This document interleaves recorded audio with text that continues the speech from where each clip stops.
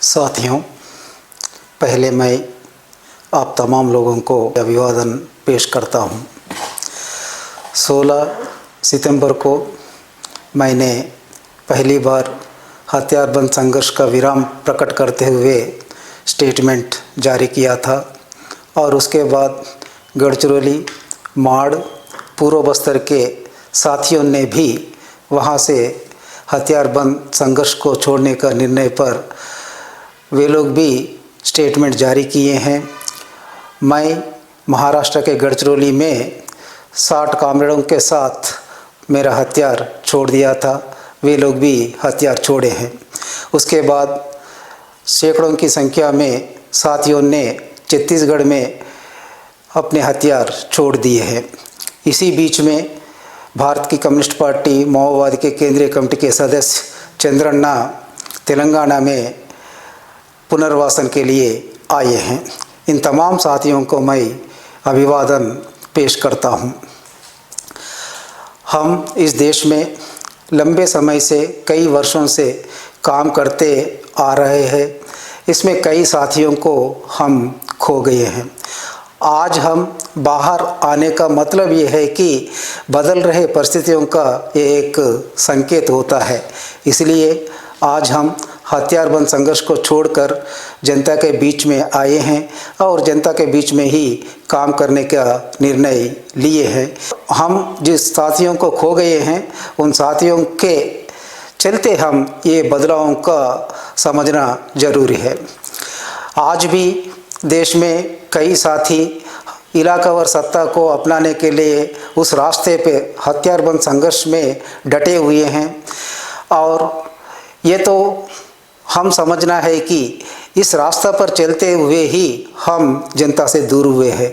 ये उस रास्ता की विफलता को दर्शाता है।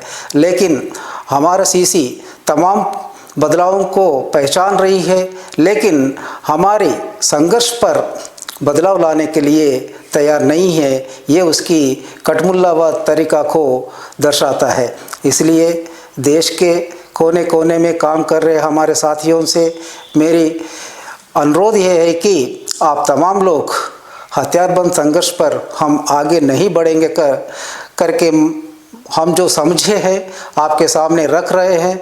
इस पर आप लोग भी निर्णय लेकर हथियार छोड़कर जनता के बीच में आकर काम करने के लिए मैं विनती कर रहा हूं। हम हथियार छोड़ने पर कुछ लोगों ने हमें निंदा करते हुए अलग अलग प्रकार का दुष्प्रचार कर रहा है। गद्दार, नहीं तो कोवर्ट, ऐसा शब्दों का प्रयोग करते हुए निंदा कर रहा है। इसका मैं सरासर खंडन करता हूं। मेरे से पहले कमरेड रूपेश ने भी बहुत विस्तार से इस पर बात किए हैं, इसलिए मैं दोबारा उसमें जाना नहीं चाहता हूं। आज परिस्थितियां बदल गया है, इसलिए मैं आप तमाम साथियों से अनुरोध कर रहा हूं कि आप हथियार छोड़कर जनता के बीच में आइए। कानून के तौर पर हम जनता के बीच में रहते हुए काम करेंगे। और इसी अवसर पर मैं तमाम देश के बुद्धिजीवियों और जनवादी प्रेमियों और मुख्य रूप से आदिवासी हितैषियों से अनुरोध कर रहा हूं कि हम जो निर्णय लिए हैं, इस निर्णय को आप समझिए और हमारा समर्थन कीजिए। जिन लोगों ने हथियार छोड़कर आने के लिए तैयार है, जिन लोगों ने जनता के बीच में काम करने के लिए तैयार है, आप लोग मेरे संपर्क करने के लिए ये नंबर मैं बता रहा हूँ। इस नंबर पर कांटेक्ट करने से हम आपका राय जान सकते हैं, आप आ सकते हैं।